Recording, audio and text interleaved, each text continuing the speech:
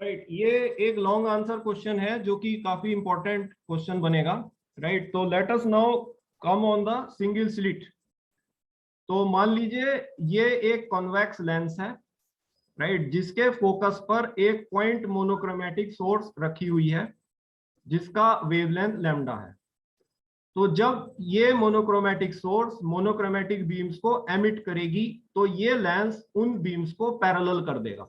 Right, यही कारण है कि इसको हमने इस लेंस के फोकस पर रखा हुआ है ताकि इससे एमिटेड बीम्स को ये लेंस पैरेलल कर दे। नाउ जब ये पैरेलल मोनोक्रोमेटिक बीम्स एक सिंगल स्लिट पर गिरेंगी जिसकी विड्थ a है, जो कि वेवलेंथ ऑफ लाइट के कंपेरेबल होता है, राइट, तो ये सिंगल स्लिट जो है वो इस इंसिडेंट वेव फ्रंट को n इक्वल पार्ट्स में डिवाइड करेगी। ये जो पार्ट आप देख रहे हैं ये पार्ट्स हैं। इस वेव फ्रंट को n स्मॉल n पार्ट्स में इस सिंगल स्लिट ने डिवाइड किया है। हर पार्ट से एक सेकेंडरी वेवलेट निकलेगी। राइट, तो इस तरह से ये स्मॉल n पार्ट्स में क्योंकि डिवाइड हुआ है तो स्मॉल n सेकेंडरी वेवलेट्स बनेंगी। ये सेकेंडरी वेवलेट्स डिफरेंट डायरेक्शंस में जा सकती हैं, मतलब सब पॉसिबल डायरेक्शन जितनी भी हैं उन सब में ये जा सकती हैं।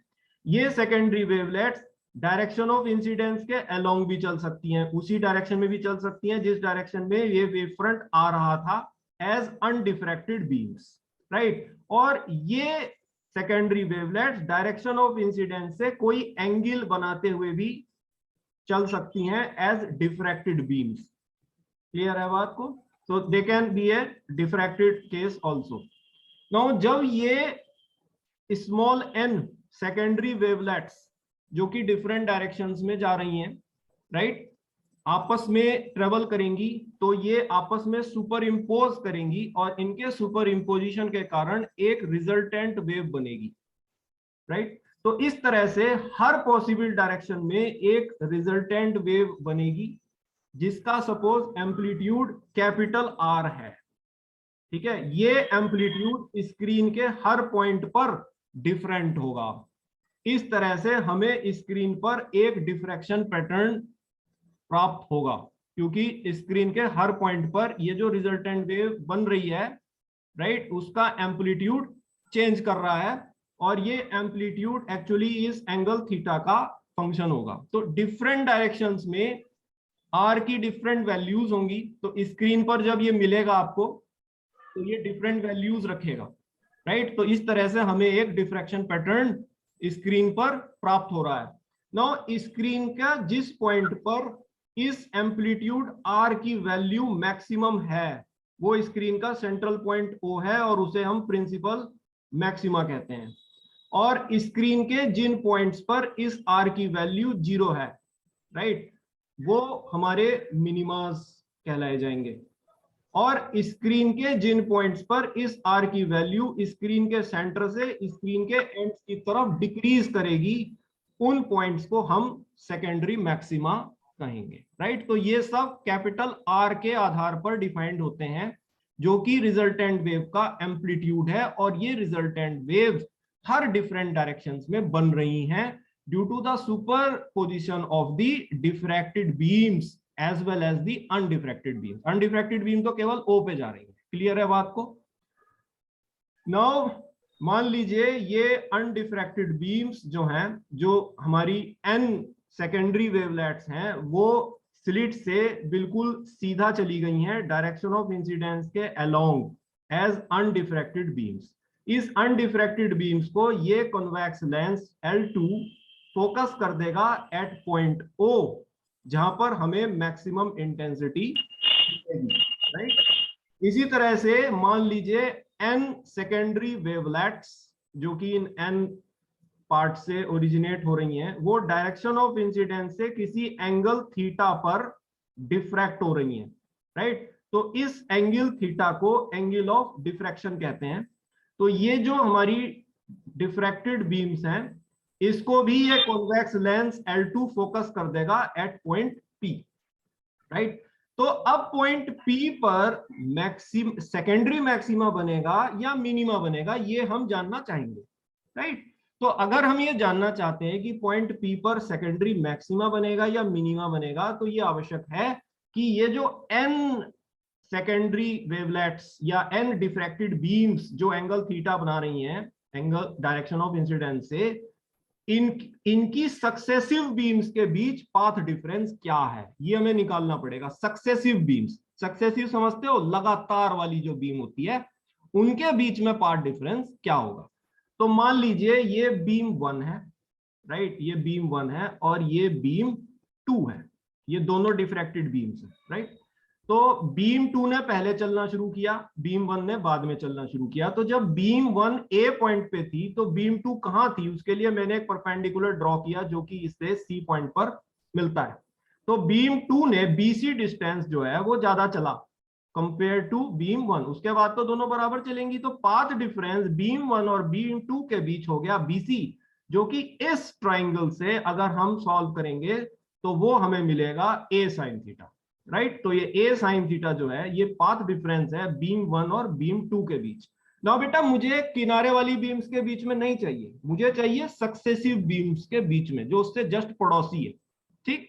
नाउ टोटल बीम्स कितनी है, स्मॉल एन, राइट, ये टोटल बीम्स हमारी स्मॉल एन है। तो अगर मैं दो सक्सेसिव बीम्स के बीच में पाथ डिफरेंस निकालना चाहता हूं तो वो बनेगा 1/n ए साइन थीटा। देखो ये बात आपको क्लियर हो गई है, क्योंकि स्मॉल एन बीम्स हैं तो लगातार जो नेबर्स होंगे उसका अगर पाथ डिफरेंस निकालना होगा तो आपको एन से भाग देना पड़ेगा, क्योंकि ये टोटल एन बीम्स है, क्लियर। तो ये बना A sine theta upon N. Now हम जानते हैं फेज डिफरेंस अगर हमें दो सक्सेसिव बीम्स के बीच में निकालना है तो बनेगा delta is equal to 2 pi by lambda into path difference, right. ये तो आपने इंटरफेरेंस में भी किया है। तो ये बना delta is equal to 2 pi by lambda, path difference आ रहा है ऊपर से 1/n a sine theta, right. Now मैंने आपको बताया था कि ये बीम्स आपस में सुपर इंपोज कर रही हैं और सुपर इंपोजिशन से एक रिजल्टेंट वेव जनरेट हो रही है, प्रोड्यूस हो रही है, जिसका एम्पलीट्यूड कैपिटल आर है।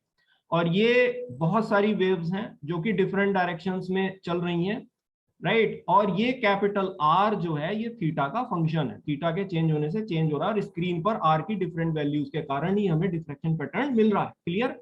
तो ये जो रिजल्टेंट वेव का एम्पलीट्यूड होता है कैपिटल आर, ये दिया जाता है बेटा इस फॉर्मूले से, a sine N delta by 2 upon sine delta by 2। इस बात को थोड़ा ध्यान रखना, इंटरफेरेंस में तो रिजल्टेंट बीम का एम्पलीट्यूड दिया जाता है आपका a1 square plus a2 square plus 2a1 a2 cos delta, right. लेकिन डिफ्रैक्शन में ये इससे दिया जाता है, इसको आपको लर्न करना होगा, a sine N delta by 2 by sine delta by 2, जहां डेल्टा जो है वो फेज डिफरेंस है between two successive diffracted beams, clear, लगातार वालियों के बीच। तो बेटे मैंने ये जो डेल्टा की वैल्यू ऊपर निकाली है 2 pi by lambda 1/n a sine theta, इसको यहाँ सब्स्टिट्यूट कर दिया तो ये बनता है a sine n 2 pi by, ये 2 बाहर नीचे आ जाएगा, n बाई 2 को बाहर ले लो, डेल्टा की जगह लगाओ 2 pi by lambda n lambda, n है ना, n lambda a sign theta, right. नीचे भी ऐसे ही आप डेल्टा को सब्स्टिट्यूट कर लो तो साइन 1/2 डेल्टा की जगह 2 pi by n lambda a sine theta, n से n कैंसिल हो गया, 2 से 2 कैंसिल हो गया, तो बेटा ये बना a sine pi upon lambda A sine theta. No बेटा मैं ये pi upon lambda A sine theta इतनी बड़ी टर्म क्यों लिखूं, तो अपनी सहूलियत के लिए मैंने इस पाई upon lambda A sine theta को अल्फा मान लिया, एक कांस्टेंट, ठीक है। तो मैं लिख सकता हूं a sine alpha upon sine alpha by N, ये बनता है, ठीक। नो क्योंकि एन है बहुत लार्ज, एन क्या है बेटा, एन है नंबर ऑफ डिफ्रैक्टेड बीम्स, जो कि एन जो वेव फ्रंट्स डिवाइड हुआ था एन पार्ट्स में, उन सब से निकल रही हैं। तो ये तो बहुत सारी है, बहुत लार्ज है, वेरी वेरी लार्ज। तो इसका मतलब हो गया कि alpha by N is very very small. और आप जानते हो जब किसी भी साइन के साथ जो एंगल होता है वो बहुत स्मॉल होता है तो साइन थीटा को थीटा ले सकते हैं, तो इसलिए मैंने साइन अल्फा बाई एन को अल्फा बाई एन ले लिया यहाँ नीचे, क्लियर हुई बात। तो एन ऊपर चला जाएगा तो ये बनेगा N A sine alpha upon alpha, ये बना कैपिटल आर। इस एन ए को मैं ले सकता हूं कैपिटल ए, ये कैपिटल ए जो है ये आर की मैक्सिमम वैल्यू है, क्योंकि मैंने बताया ना आर स्क्रीन पर पॉइंट टू पॉइंट चेंज करेगा, राइट। तो ये आर की मैक्सिमम वैल्यू है जो कि स्क्रीन के सेंटर पर मिलती है। तो ये मैं कह सकता हूं कि प्रिंसिपल मैक्सिमा का एम्पलीट्यूड है। और अगर मैं इस एम्पलीट्यूड का स्क्वायर करूंगा ए स्क्वायर, तो आपको पता है कि मुझे प्रिंसिपल मैक्सिमा की इंटेंसिटी मिल जाएगी, राइट। यहां तक आपको बात क्लियर हो रही है। तो इस तरह से जब मैं इसका डेरिवेशन करूंगा, जो कि लॉन्ग आंसर क्वेश्चन में आएगा, और अभी हमें देखना भी है, डेरिवेशन करने से पहले ये बेस बना रहे हैं अपना, तो मुझे क्या करना है कि प्रिंसिपल मैक्सिमा को निकालने के लिए, जैसे मुझे इसकी पोजीशन को ज्ञात करना है कि भाई ये कहां बनेगी स्क्रीन पर, इस आर की मुझे मैक्सिमम वैल्यू मैक्सिमम करना होगा। क्योंकि आपको पता है प्रिंसिपल मैक्सिमा वहां बनेगा जहां रिजल्टेंट वेव का एम्पलीट्यूड मैक्सिमम होगा, राइट।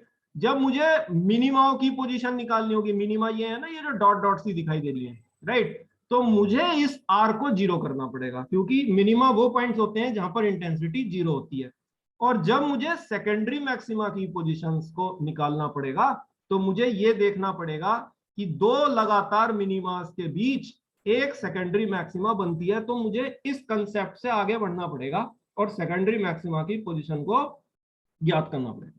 तो this is about the single slit, right. तो if you want I can explain it again, right. तो मैं इसको एक बार फिर से एक्सप्लेन कर रहा हूं, तो आप इसको एक बार फिर से ध्यान से समझो, then I will move to the derivation aspect. तो मान लीजिए ये एक कॉन्वेक्स लेंस है, राइट, और इस कॉन्वेक्स लेंस के फोकस पर एक पॉइंट मोनोक्रोमेटिक सोर्स रखी हुई है जिसका वेवलेंथ लैम्डा है। इस पॉइंट मोनोक्रोमेटिक सोर्स से जितनी भी मोनोक्रोमेटिक बीम्स एमिट होंगी उसको ये लेंस पैरेलल कर देगा। यही कारण है कि हमने इसको फोकस पे रखा है। नाउ जब ये पैरेलल मोनोक्रोमेटिक बीम्स एक सिंगल स्लिट पर गिरेंगी जिसकी विड्थ ए है और जो वेवलेंथ ऑफ लाइट के कंपेरेबल होता है, राइट, तो ये सिंगल स्लिट इस इंसिडेंट वेव फ्रंट को n इक्वल पार्ट्स में डिवाइड करेगी। ये देखो ये डॉट डॉट सी दिखाई दे रही है, ये विभाजन हो गया है, गिरने वाले वेव फ्रंट के n टुकड़े हो गए हैं। इसको कहते हैं division of wave front, right. तो हर पार्ट से एक सेकेंडरी वेवलेट एमिट होगी। ये हाइगन की थ्योरी है जो आप 12th में पढ़े हो। तो इस तरह से मुझे n सेकेंडरी वेवलेट्स मिलेंगी और ये n सेकेंडरी वेवलेट्स हर पॉसिबल डायरेक्शंस में जा सकती हैं। कुछ secondary wavelets direction of incidence के अलोंग ट्रेवल करेंगी, राइट, ये हमारी अनडिफ्रैक्टेड बीम्स होंगी। और कुछ secondary wavelets direction of incidence से किसी एंगल पर ट्रेवल करेंगी, वो हमारी डिफ्रैक्टेड बीम्स होंगी। नाउ जब ये n सेकेंडरी वेवलेट्स ट्रेवल कर रही हैं तो ये आपस में सुपर इंपोज करेंगी और इनके सुपर इंपोजिशन से एक रिजल्टेंट वेव बनेगी, राइट। मान लीजिए उस रिजल्टेंट वेव का एम्पलीट्यूड कैपिटल R है, राइट। नाउ ये रिजल्टेंट वेव हर पॉसिबल डायरेक्शन में होगी, क्लियर। और इस रिजल्टेंट वेव की एम्पलीट्यूड कैपिटल R की वैल्यू स्क्रीन के हर पॉइंट पर डिफरेंट होगी। यही कारण है कि स्क्रीन पर एक डिफ्रैक्शन पैटर्न बनेगा। ये तो डिफ्रैक्शन पैटर्न बनने का कारण है, clear, because R will be different at different point on the screen as R will be the function of this theta, ये जो आपका angle of diffraction, clear. Now screen के जिस पॉइंट पर हमें मैक्सिमम इंटेंसिटी मिल रही है वो हमेशा स्क्रीन का सेंट्रल पॉइंट होता है और उस पॉइंट को प्रिंसिपल मैक्सिमा कहते हैं, राइट। स्क्रीन के जिन पॉइंट्स पर हमें जीरो इंटेंसिटी मिल रही है वो मिनिमा होता है, और स्क्रीन के वो पॉइंट जिसमें इंटेंसिटी थोड़ी सी फेड होती है और जो स्क्रीन के सेंटर से एंड्स की तरफ जाने पर डिक्रीज होती चली जाती है, उन पॉइंट्स को सेकेंडरी मैक्सिमा कहते हैं। क्लियर हो रहा है डिफ्रेक्शन पैटर्न में क्या क्या हमारी चीजें हैं, राइट, पॉइंट्स हैं। नाउ मेन चीज है कि ये जो अनडिफ्रैक्टेड बीम है जो डायरेक्शन ऑफ इंसिडेंस के अलोंग चली गई थी, मान लीजिए ये n अनडिफ्रैक्टेड बीम्स हैं, इसको ये convex lens L2 point O पर फोकस करेगा। तो ये स्क्रीन जो है इस कॉन्वेक्स लेंस के फोकस पर रखा हुआ है, राइट। और इस तरह से पॉइंट O पर हमें मैक्सिमम इंटेंसिटी मिलेगी जो कि अनडिफ्रैक्टेड बीम्स के कारण होती है, और इसको हम प्रिंसिपल मैक्सिमा। इसी तरह से मान लीजिए n सेकेंडरी वेवलेट्स जो हैं वो डायरेक्शन ऑफ इंसिडेंस से कोई एंगल थीटा बनाते हुए डिफ्रैक्ट हो रही हैं, और इस एंगल थीटा को एंगल ऑफ डिफ्रैक्शन कह रहे हैं। नाउ जब ये n सेकेंडरी वेवलेट्स भी इस कॉन्वेक्स लेंस से पास होंगी तो ये कॉन्वेक्स लेंस इनको कन्वर्ज कर देगा at point P, right now main अब हमारा एम है कि पॉइंट पी पर सेकेंडरी मैक्सिमा बनेगा कि मिनिमा बनेगा, हम इसको निकालना चाहेंगे। तो अगेन नियम यही है कि अगर आप ये जानना चाहते हैं तो आपको जो ये n डिफ्रैक्टेड बीम्स हैं इनमें सक्सेसिव बीम्स के बीच का पाथ डिफरेंस ज्ञात करना पड़ेगा। तो सक्सेसिव के लिए सबसे पहले मैंने किनारे वाली पकड़नी दो बीम्स, मान लीजिए ये बीम 1 है और ये बीम 2 है। तो बीम 2 पहले चली, बीम 1 बाद में चली। जब बीम 1 पॉइंट ए पे थी तो बीम 2 कहां थी, इसके लिए मैंने ए से एक परपेंडिकुलर ड्रॉ किया जो कि पॉइंट सी पर मिला। तो बीम 2 ने बीसी डिस्टेंस ज्यादा ट्रेवल किया है कंपेयर टू बीम 1, राइट। तो मैं इस ट्राइंगल से जब सॉल्व करता हूं तो मुझे बीसी मिलता है ए साइन थीटा। तो ए साइन थीटा बीम 1 और बीम 2 किनारे वाली बीमों के बीच का पाथ डिफरेंस है, लेकिन मुझे चाहिए पड़ोसी का, नेबर का। टोटल बीम्स कितनी है ये, स्मॉल एन। तो अगर नेबर्स का निकालना चाहोगे तो आपको एन से भाग देना पड़ेगा। तो ये बनता है path difference between two successive beams 1/n a sine theta. Now हम फेज डिफरेंस भी निकाल सकते हैं। टू सक्सेसिव बीम्स ये बना delta 2 pi by lambda 1/n a sine theta. ये आप जानते हो बेटा, delta 2 pi by lambda path difference होता है। तो पाथ डिफरेंस ऊपर से 1/n ए साइन थीटा आ गया, यहाँ हमने रख दिया। ठीक, नाउ अब आपको एक इंपॉर्टेंट बात यहाँ समझनी है कि इंटरफेरेंस में जैसे रिजल्टेंट वेव का जो एम्पलीट्यूड आता है वो आप a1 square plus a2 square plus 2a1 a2 cos delta करते हो। डिफ्रैक्शन में जो रिजल्टेंट वेव का एम्पलीट्यूड होता है वो इस फॉर्मूले से दिया जाता है a sine n delta y2 upon sine delta y2, right. तो ये आपको बहुत इंपॉर्टेंट बात है, इसको लर्न करना है। तो ये जो डेल्टा ऊपर से आ रहा है इसको आप इसमें सब्स्टिट्यूट कर दो। तो बेटा n/2 को कॉमन ले लो बाहर, डेल्टा रखा 2 pi by n lambda a sine theta. इसी तरह साइन 1/2 बाहर ले लिया, डेल्टा रखा 2 pi by n lambda a sine theta. n से n कैंसिल, 2 से 2 कैंसिल, ये बना पाई by lambda a sine theta. इस बड़ी चीज को क्यों लिखो, इसको कोई कांस्टेंट मान लो। तो मैंने अपनी सहूलियत के लिए इसे कोई कांस्टेंट अल्फा मान लिया। ठीक, तो ये बनता है a sign alpha upon sine alpha by n। ये रिजल्टेंट बीम का एम्पलीट्यूड आ रहा है कैपिटल R। ठीक, नाउ क्योंकि n बहुत लार्ज है, उसकी वैल्यू बहुत हाई है क्योंकि ये नंबर ऑफ बीम्स हैं, तो अल्फा बाई एन की वैल्यू बहुत छोटी होगी। तो साइन अल्फा बाई एन को मैं अल्फा बाई एन ले सकता हूं। तो ये एन ऊपर चला जाएगा, ये बनेगा capital R N A sine alpha upon alpha. N A को मैं कैपिटल ए लिख सकता हूं। ये कैपिटल ए क्या है, ये आर की मैक्सिमम वैल्यू है जो कि स्क्रीन के सेंटर पर प्राप्त होती है। यानी कि मैं कह सकता हूं कि ये प्रिंसिपल मैक्सिमा का एम्पलीट्यूड है। और जब मैं इस एम्पलीट्यूड का स्क्वायर करूंगा तो मुझे प्रिंसिपल मैक्सिमा की इंटेंसिटी मिलेगी। क्लियर, यहां तक बात समझ में आ गई।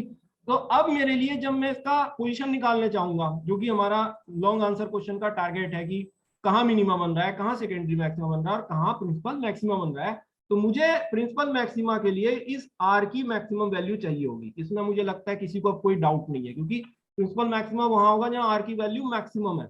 और जब मुझे मिनिमा निकालना होगा तो मैं इस आर को जीरो करूंगा, क्योंकि मिनिमा पे एम्पलीट्यूड जीरो है, इंटेंसिटी जीरो है, राइट। और जब मुझे सेकेंडरी मैक्सिमा की पोजीशन निकालनी होगी तो मैं इस कंसेप्ट से आऊंगा कि दो लगातार मिनिमास के बीच में एक सेकेंडरी मैक्सिमा बनता है।